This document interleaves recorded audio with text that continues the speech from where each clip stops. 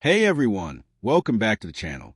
If your Whirlpool dishwasher isn't starting, flashing error codes, or acting up after power surge, don't worry. In this video, I'll show you how to reset your Whirlpool dishwasher step by step, so you can get it running again in just a few minutes. Let's start with a basic reset, which works for most Whirlpool models. First, press the off button on your control panel. Then, unplug the dishwasher or turn off the circuit breaker for about 1 minute. This clears any temporary glitches from the control board. After a minute, plug it back in, turn it on, and select a new wash cycle. If it starts normally, your dishwasher is now reset.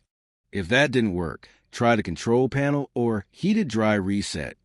Close the dishwasher door and press these buttons quickly in this exact order. Backhand index pointing right. Heated, dry, normal, heated, dry, normal. After a few seconds, you should see all the lights flash.